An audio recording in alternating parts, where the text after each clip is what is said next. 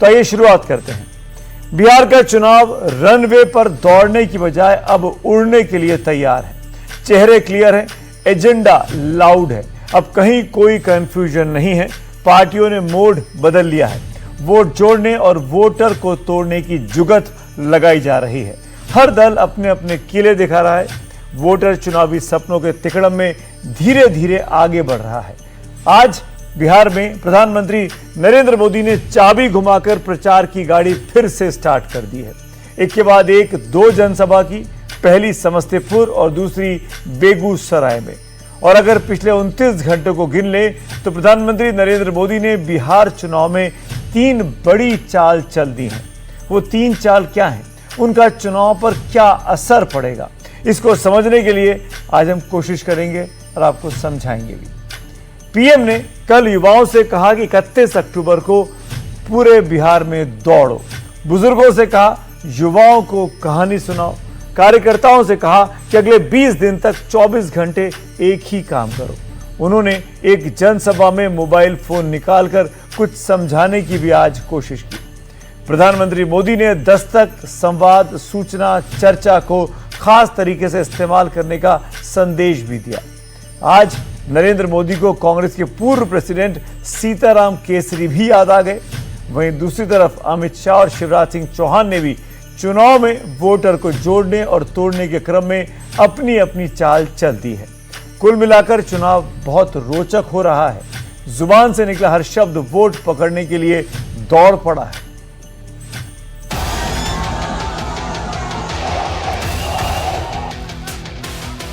भारत माता की। नरेंद्र मोदी ने चुनाव की बत्ती जला दी। आरजेडी के लालटेन को लोगों के मोबाइल से संदेश भेजा। ये भले एक प्रतीक है लेकिन बहुत लाउड और क्लियर है। मोदी खुद को हाईटेक मोबाइल बता रहे हैं जिसके भीतर अब सूचना, संचार, व्यापार और मनोरंजन की पूरी दुनिया मौजूद है। इसी के साथ मोदी ने जंगल राज का पार्टी नैरेटिव भी जनसभा के दिमाग में चिपका दिया। जिनके पास मोबाइल है वो जरा अपनी लाइट जलाएं। जिसके पास मोबाइल है, अच्छा आपका लाइट जल रहा है। अब आप मुझे एक बात बताइए, जब इतनी लाइट है, हर एक के हाथ में लाइट है, तो लालटेन चाहिए क्या? ये लठबंधन वाले जिन लोगों को चुनाव लड़वा रहे हैं उससे साफ हो जाता है अभी से आरजेडी कांग्रेस के लोग छर्रा, कट्टा, दूनाली और घर से उठा लेने की धमकी देने लग गए हैं। इनका प्रचार इन्हीं धुनों पर चल रहा है। लाठियां भाज रहा महागठबंधन है। इस महागठबंधन में, महागठबंधन में अटक दल है, लटक दल है, भटक दल है, झटक दल है और पटक दल है। दोनों गठबंधन की तुलना करके मोदी ने वोटर के सामने चुनाव की विंडो खोल दी है। इसके बाद वोटर को अपने साथ जोड़ने के लिए जो बड़ी बातें कही वो बहुत ध्यान से सुनिए। 31 अक्टूबर वल्लभ भाई पटेल का जन्म दिवस होता है। इसे राष्ट्रीय एकता दिवस के रूप में मनाया जाता है। मोदी ने इस दिन हर युवा को अपने इलाके में सामूहिक रूप से दौड़ने के लिए कहा। इस मौके का इस्तेमाल बीजेपी चुनाव में माहौल बनाने के लिए करेगी। 20x24 मोदी ने कार्यकर्ताओं से कहा कि वो अगले 20 दिन तक 24 घंटे वोटर के बीच में रहें। उन्हें अपनी पार्टी के पक्ष में वोटिंग के लिए तैयार रखें। दस्तक, संवाद, सूचना, चर्चा। मोदी ने अपने कार्यकर्ता से कहा कि घर घर जाएं, दस्तक दें, वोटर से संवाद करें, उन्हें सरकार की योजनाओं के बारे में बताएं। बुजुर्ग टू फर्स्ट टाइमर्स, बुजुर्ग घर और बाहर उन युवाओं से मिले जो पहली बार वोट देंगे। उन्हें 1990 से 2005 के बिहार की कहानी सुनाएं। दुनिया के बड़े बड़े देशों में आज भी 1 GB डेटा 100-150 रुपये में आता है, लेकिन भारत में आपके इस चाय वाले ने पक्का कर दिया है कि 1 GB डेटा 1 कप चाय से ज्यादा महंगा नहीं होगा। इस सस्ते डेटा का सबसे ज्यादा फायदा बिहार के मेरे नौजवानों ने उठाया है। ये जो रील्स पर रील्स बन रही है ना, सारी क्रिएटिविटी दिख रही है, उसमें भाजपा और एनडीए की नीतियों का बहुत बड़ा योगदान है। नरेंद्र मोदी की चुनाव नीति में वोटर का चेहरा, चरित्र और चाल तीनों चीजें बहुत स्पष्ट हैं। बिहार में कुल वोटर 7,41,92,357 हैं। इसमें से पहली बार वोट देने वालों की हिस्सेदारी 1.74% है। हर विधानसभा में औसतन 5700 फर्स्ट टाइमर्स हैं। बिहार की कुल आबादी का 32.5% हिस्सा जेन-ज़ी है। लगभग हर चौथा मतदाता जेन-ज़ी है। बिहार की 58% आबादी 25 साल से कम है। आबादी के लिहाज से बिहार देश के सबसे युवा राज्यों में से एक है। 30 से 39 वर्ष आयु के वोटर्स की कुल संख्या 1,92,74,808 है। मतलब कुल वोटर का 14.71%। मतलब ये कि सब वो लोग हैं जिन्हें मोबाइल और लालटेन की लड़ाई में सस्ते डेटा के दम पर बीजेपी के पाले में खींचने की कोशिश हो रही है। हजारों करोड़ रुपए के घोटालों में ये जमानत पर चल रहे लोग हैं, जमानत पे। और जो जमानत पे है वो चोरी के मामले में जमानत पे है। अब ये चोरी की इनकी आदत ऐसी है कि अब जननायक की उपाधि की चोरी में जुटे हैं। बिहार के लोग जननायक कर्पूरी बाबू का ये अपमान कभी नहीं सहेंगे। कुछ दिन पहले राहुल गांधी का एक पोस्टर चर्चित हुआ था, जिसमें उन्हें जननायक टाइटल के नीचे खड़ा दिखाया गया था, लेकिन उसमें चेहरा नहीं राहुल की पीठ दिख रही थी। मोदी का इशारा शायद उसी ओर था। मोदी आज बिहार में कर्पूरी ठाकुर के गांव गए, वहां से ईबीसी और ओबीसी वोट के लिए संदेश दिया, जो बिहार की आबादी का बड़ा हिस्सा है। उन्होंने बेगूसराय में छठ के सेंटीमेंट को महिला से जोड़ने के लिए शारदा सिन्हा को भी याद किया, और इस तरह से विकास के साथ महिला, मोदी, मंदिर और मुसलमान का चतुर्भुज भी तैयार किया गया। मेरे लिए तो एक बहुत बड़ा सुखद आश्चर्य है।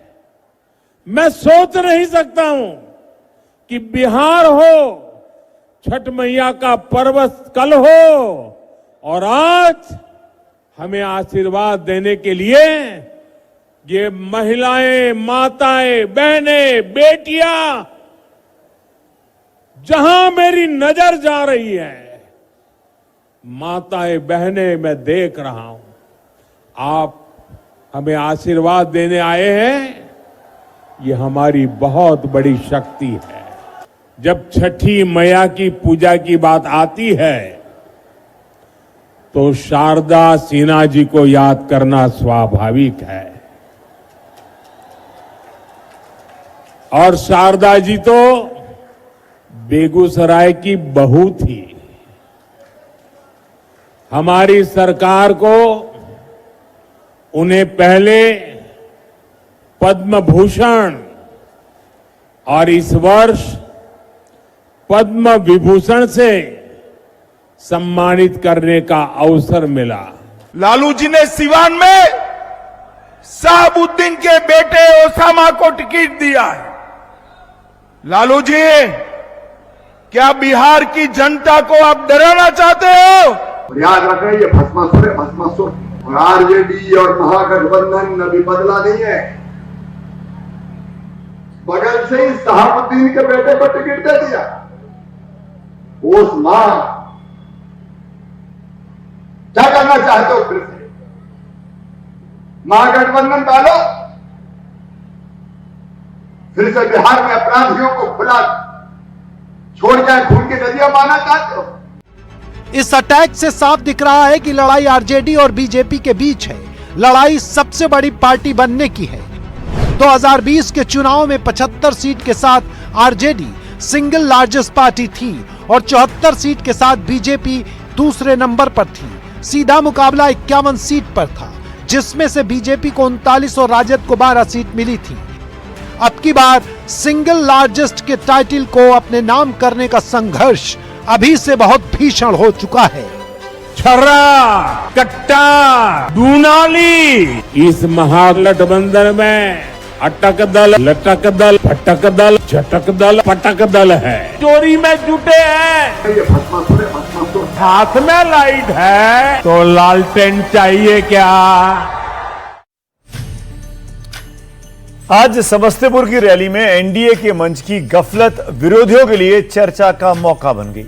फिजा में सवाल उछाले जा रहे हैं कि क्या एनडीए में चिराग और नीतीश की पोजीशनिंग को लेकर कोई नया ऑर्डर तैयार किया गया है? ऐसा क्यों हो रहा है, इसे आप हमारी इस रिपोर्ट से आसानी से समझ पाएंगे। नरेंद्र मोदी जिंदाबाद, एनडीए गठबंधन जिंदाबाद, एनडीए गठबंधन। पीएम के मखाने वाली माला से स्वागत के बाद मंच के संयोजक ने आवाज लगा दी चिराग को। लोक जनशक्ति पार्टी के नेता माननीय चिराग पासवान जी से निवेदन है कि चंद शब्दों में अपनी बात रखने का काम करेंगे। माननीय चिराग पासवान जी।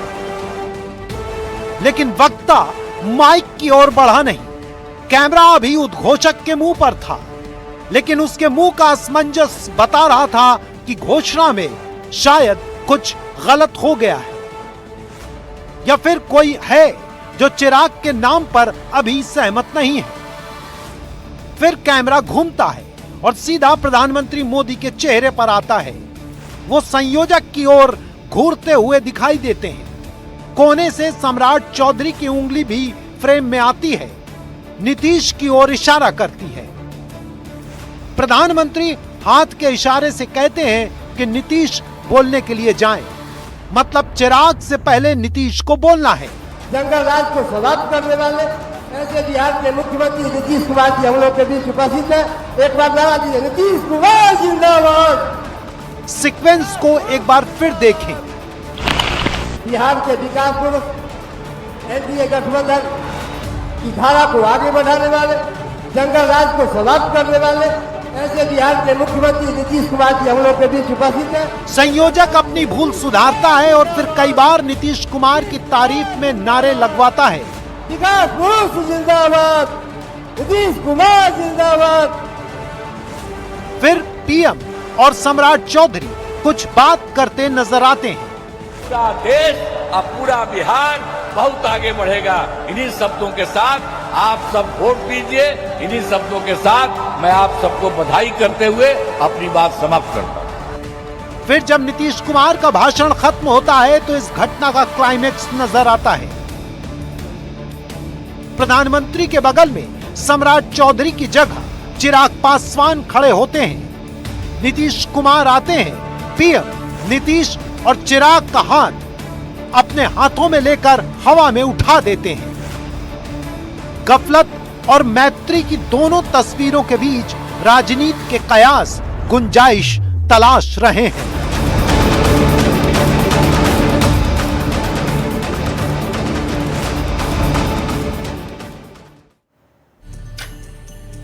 आज नरेंद्र मोदी ने बिहार में कांग्रेस के पूर्व अध्यक्ष सीताराम केसरी को मुद्दा बना दिया।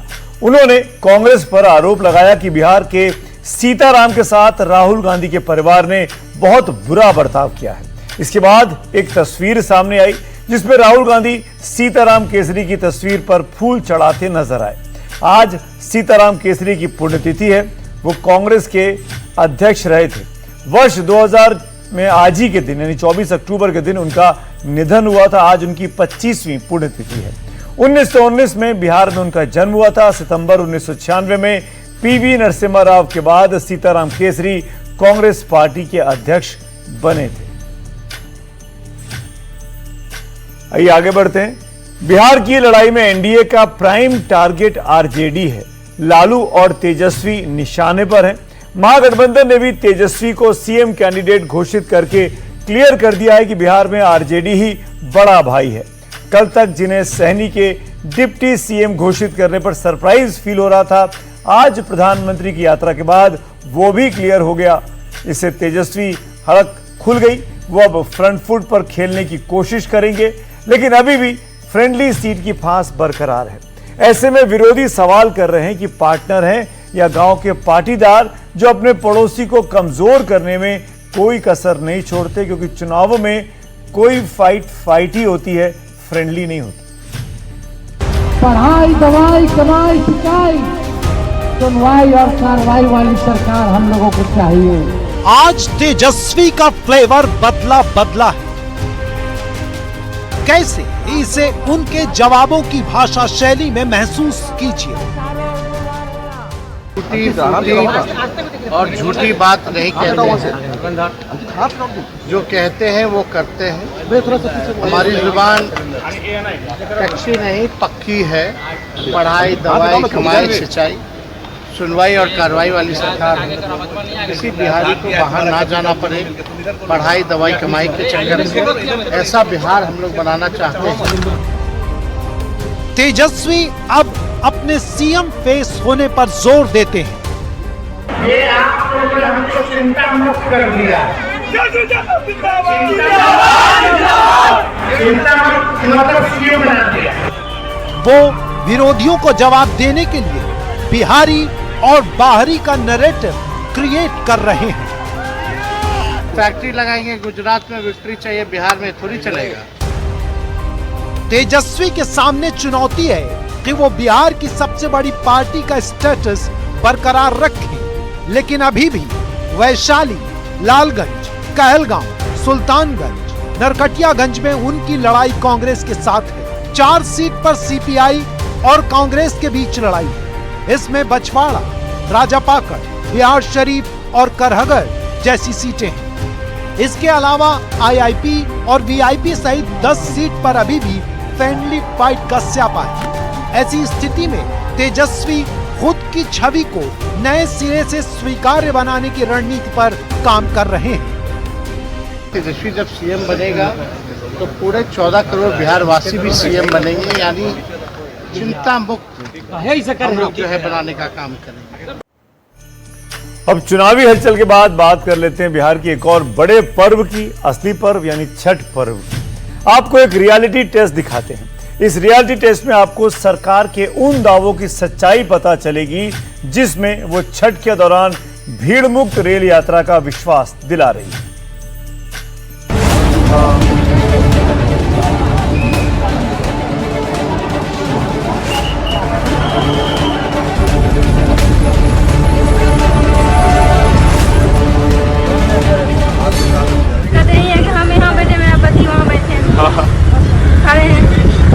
किनारे बैठे हो यार, अंदर सीट नहीं मिली क्या?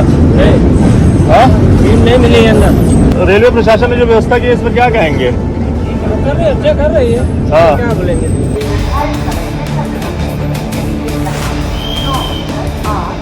सीट मिल गई इस वजह से सब सही है। हाँ ठीक है सर। हाँ, रेलवे की व्यवस्थाएं जो हुई है वो ठीक है।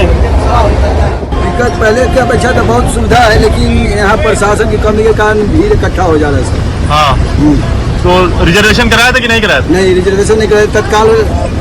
तत्काल रात में सोचे निकल दी वहाँ। पब्लिक है, पूछिए किसी से कि स्पेशल ट्रेन कितने चलाया जा रहा है, इसमें पब्लिक है ना। हाँ। किसी को पता नहीं है। हाँ।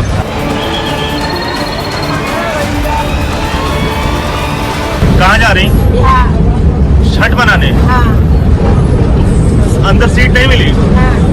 अच्छा, क्या हुआ? रिजर्वेशन नहीं टिकट कराई थी? हाँ।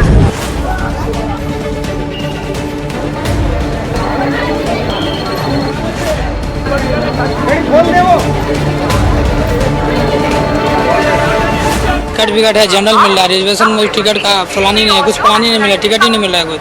इंडिया का तो अपना पर्व तो छठ ही है, छठ और दिवाली मायने है। अपना छठ में जाएगा, नहीं तो फिर हमें काम करके क्या फायदा है।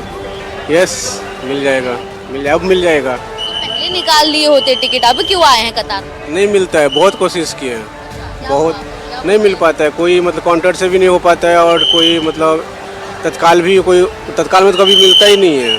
2 बजे रात यहाँ है। हाँ, कब से बैठे?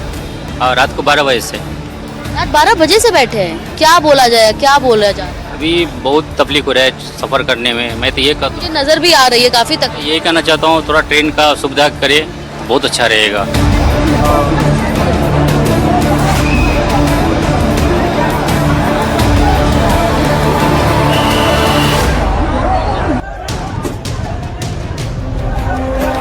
भीड़ को मैनेज करने के इंतजाम बड़े पैमाने पर किए जाने का दावा है। त्योहारों को लेकर जो रेलवे है न सिर्फ यात्रियों की व्यवस्था को देख रेख कर रहा है, बल्कि वहाँ पे कोई घटना न हो उसको लेकर भी लगातार जो है मॉनिटरिंग की जा रही है। इस वक्त हम हैं रेलवे मंत्रालय में, जहाँ पर ये आप मेरे पीछे जो तस्वीर देख रहे हैं, ये रेलवे का कंट्रोल रूम है। और यहाँ से देश भर के जितने भी डिवीजन है, जितने भी रेलवे के जोन हैं, वहाँ की यहाँ पे एक एक चीज़ की निगरानी की जा रही है कि कहाँ पे कितने पैसेंजर्स हैं, कितनी ट्रेन चल रही है, कहाँ पे क्या दिक्कत है, उसको लेकर तमाम चीज़ों को यहाँ पर निगरानी की जा रही है। और ये पूरा रेलवे का कंट्रोल रूम है, तमाम अधिकारी यहाँ पर जो है काम कर रहे हैं, और ये अधिकारी लगातार जो है काम कर रहे हैं, एक एक चीज़ों को देख रहे हैं, मॉनिटर कर रहे हैं कि कहां से क्या सूचना आ रही है, कहां पे क्या रिक्वायरमेंट है, कहां पे क्या जरूरत है, उसको लेकर ये अधिकारी लगातार काम कर रहे हैं। और इस वक्त हमारे साथ जो है अब मंत्रालय में मौजूद है रेलवे के EDIP दिलीप कुमार सर, सीधा उनसे बातचीत करते हैं। सर, रेलवे किस तरीके से पूरी मॉनिटरिंग कर रहा है, और इस तरह के जो कंट्रोल रूम है कैसे कहां से स्थापित किए गए हैं, थोड़ा समझाएं सर। जो पूरी व्यवस्था है उसकी निगरानी हम लोग 4 स्तरों पर करते हैं। आप अभी रेलवे बोर्ड के कंट्रोल रूम में हैं। यहाँ पर हम लोग देश के हर प्रमुख शहर के स्टेशनों की स्थिति की निगरानी रखे हुए हैं, और इसको आप देख सकते हैं कि जैसे नॉर्दर्न रेलवे के जो महत्वपूर्ण स्टेशन हैं, मुरादाबाद, अंबाला, चंडीगढ़, नई दिल्ली, आनंद विहार, लखनऊ, लुधियाना, ठीक, उन सब की दिन में 12 बजे क्या स्थिति है, कितने लोग स्टेशन पर उस समय मौजूद हैं। जैसे कि दिल्ली स्टेशन पर करीब 6000 लोग हैं, जबकि लखनऊ स्टेशन पर उस समय 500 से 600 लोग हैं। अगले 6 घंटे में कितनी गाड़ियां उस स्टेशन से चलने वाली है वो दूसरे कॉलम में है, और जो स्पेशल गाड़ियां हम चला रहे हैं उसका जानकारी जो है वो तीसरे कॉलम में किया गया है। तो इस प्रकार का जो कंट्रोल रूम है, यह this is all India level है ना, पूरे देश के लिए बना हुआ है। और हर जोनल रेलवे के मुख्यालय में भी हम लोगों ने कंट्रोल रूम स्थापित किया है।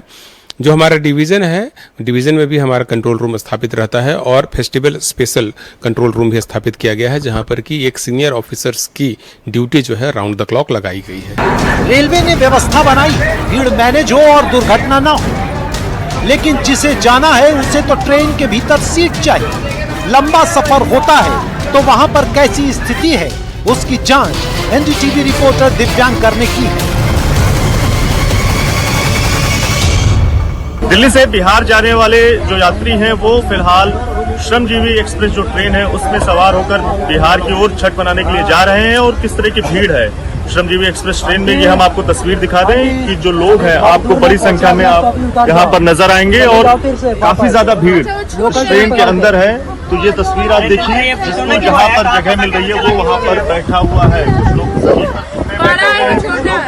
ऊपर सीट मिली है, वो ऊपर वाली सीट पर एक सीट पर 4 से 5 लोग आपको बैठे हुए यहाँ पर इन तस्वीरों में नजर आएंगे। तो इस तरह की व्यवस्था फिलहाल आपको नजर आएगी। अस्त व्यस्त तरीके से जिसको जहाँ पर जगह मिल रही है वो उस जगह पर इस श्रमजीवी एक्सप्रेस ट्रेन में बैठा हुआ है, और काफी ज्यादा परेशानी और काफी ज्यादा दिक्कतों का जो सामना है वो इस ट्रेन में बैठे हुए लोगों को करना पड़ रहा है, और लोग जो है वो इससे परेशान भी होते हुए नजर आ रहे हैं। दिलीप जी बताइए, ऐसे ही बैठ के जाएंगे पूरा रास्ता? आज तो क्या करेंगे, ऐसे ही जाएंगे। दिक्कत परेशानी? और पैर ऊपर कर लो। दिक्कत परेशानी तो बैठ गए तो सबको कोई दिक्कत नहीं है। हाँ, नहीं तो खड़े रहते तो परेशानी होता है। रिजर्वेशन कराए थे? नहीं कराए, वैसे ही जाएंगे। रेल मंत्री भी बहुत सतर्क है, क्योंकि बिहार जाने वाला केवल त्योहार मनाने नहीं जा रहा, वो रुक गया तो वोट भी डालेगा। वॉर रूम्स बनाए गए हैं। एक वॉर रूम ऑपरेशनल होता है डिवीजन लेवल पे, दूसरा जोनल लेवल पे और तीसरा रेलवे बोर्ड के लेवल पे। रेलवे बोर्ड के लेवल पे डिवीजन और जोन का फीड भी यहाँ पर आता है। साथ ही साथ हर बड़े स्टेशन पे एक मिनी कंट्रोल रूम भी बनाया गया है। इस पूरी व्यवस्था से देश भर में हर स्टेशन की क्या पोजीशन है, कहाँ पे एक्स्ट्रा गाड़ियाँ चाहिए, किस तरह की प्रॉब्लम्स आ रही है, वो एक कोऑर्डिनेटेड वे में चल पा रहा है। तो ये न्यू दिल्ली स्टेशन का पूरा एक जूम्ड एरिया है। सब जगह इस तरह का मूवमेंट रखा गया है जिससे कि एक सडन रश के साथ प्लेटफॉर्म पे नहीं पहुंचे, सडन रश में नहीं जाए प्लेटफॉर्म पे, एक होल्डिंग एरिया में आए, वेट करे, वहां टिकट खरीदा, टिकट खरीदने के बाद में इस तरह से जिगजैग करके जो अरेंजमेंट है, इस अरेंजमेंट से अंदर प्लेटफॉर्म पे जा सके। और इन्फॉर्मेशन इस तरह से दी गई, कई पैसेंजर्स को मैंने पूछा था जो रेगुलर ट्रेन में आए, उनका इस होल्डिंग एरिया के कारण, इस मैकेनिज्म के कारण आधे घंटे के अंदर अंदर, मतलब आप स्टेशन में पहुंचे उससे हाफ एन आवर के अंदर अंदर आप प्लेटफॉर्म पे पहुंच के गाड़ी के अंदर आ सकते हो। ऐसी व्यवस्था भी हो पाई because of this entire war room mechanism. Railway ने अखबारों में इश्तेहार दिया है। कुल 12,075 ट्रिप्स का प्लान है। 21 अक्टूबर से प्रतिदिन औसतन 300 स्पेशल ट्रेन चल रही है। करीब 12 लाख से अधिक रेल कर्मी तैनात हैं। अब तक 1 करोड़ 2 लाख से अधिक यात्री सफर कर चुके हैं। दिल्ली एरिया से प्रतिदिन 4,25,000, CSMT और LT मिलाकर 70,000, सूरत स्टेशन से 30 से 35,000 यात्री प्रतिदिन यात्रा कर रहे हैं। रेलवे द्वारा संचालित की जा रही स्पेशल ट्रेन में 90% बिहार की ट्रेन है। रेल कर्मचारी थकान और दबाव महसूस न करें, इसके लिए रोस्टर और शिफ्ट सिस्टम लागू किया गया है।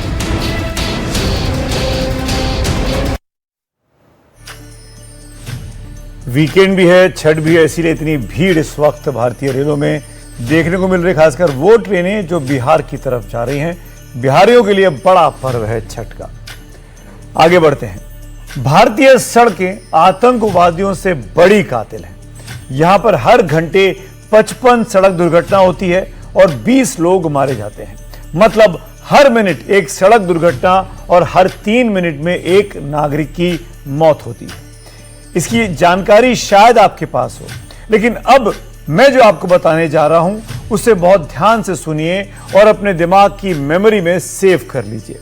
नेशनल क्राइम रिकॉर्ड ब्यूरो के 2023 के आंकड़ों के मुताबिक, अब आप ध्यान से सुनिएगा, भारतीय सड़कों पर रात 12 से सुबह 3 बजे के बीच औसतन 25 दुर्घटना होती है। सुबह 3 से तड़के 6 बजे के बीच में 26 दुर्घटनाएं होती हैं। सुबह 6 से 9 बजे के बीच में 26 दुर्घटनाएं होती हैं। इसी तरीके से सुबह 9 बजे से दोपहर 12 बजे के बीच में 66 एक्सीडेंट रिकॉर्ड किए जाते हैं। दोपहर 12 से शाम 3 बजे के बीच में 69 एक्सीडेंट होते हैं। शाम 3 बजे से 6 बजे के बीच में यह संख्या 48 हो जाती है। लेकिन अब देखिए, शाम 6 से रात 9 बजे के बीच में 96 एक्सीडेंट होते हैं। 96, लगभग 100। यह वक्त सड़क पर आपके लिए सबसे ज्यादा खतरनाक है। हर घंटे 32 एक्सीडेंट, रात 9 से 12 बजे के बीच में 53 एक्सीडेंट होते हैं। तो शाम 6 से रात 9 बजे के बीच, यानी इन 3 घंटों में अगर आप सड़क पर अलर्ट रहेंगे, सचेत रहेंगे, सावधानी से गाड़ी चलाएंगे, सावधानी से रोड क्रॉस करेंगे, तो आपके जीवन में दुर्घटना की आशंका को कम किया जा सकता है। क्योंकि एनसीआरबी का एक डेटा बताता है कि सड़क दुर्घटना सहित 20 अन्य कारणों से जो दुर्घटनाएं होती हैं और उनमें जो लोग मर जाते हैं, उनमें से 98%, 98% एक्सीडेंटल डेथ को अवॉइड किया जा सकता था। मतलब उनसे बचा जा सकता था। मतलब अगर हम सचेत रहकर गाड़ी चलाएं, सड़क पे चले, सड़क को क्रॉस करें, तो 98% चांस होते हैं कि हमारा जीवन सुरक्षित रहेगा। जरा सी लापरवाही बहुत बड़ी खतरा बन जाती है। तो आपकी जान का बीमा आपके अपने हाथ में है। इसके लिए कोई प्रीमियम आपको नहीं देना है, लेकिन रिटर्न बहुत तगड़ा है। सावधान रहें और सुरक्षित रहें। और अब खबर यूपी के शाहजहांपुर से, जहां भाईदूज पर महिला की संदिग्ध परिस्थितियों में मौत के बाद जमकर हंगामा कटा। मृतक महिला के घर वालों ने पति पर मारपीट कर हत्या का आरोप लगाते हुए जमकर बवाल मचाया और चक्का जाम कर दिया। बाद में पुलिस ने बल प्रयोग कर जाम खुलवाया। फिलहाल पुलिस इस मामले में केस दर्ज कर अब जांच कर रही है। काफी देर तक बवाल रहा यूपी के शाहजहांपुर में भाई दूज के मौके पर। वक्त ब्रेक का, खबरों की खबर जारी है, तुरंत लौट के आते हैं।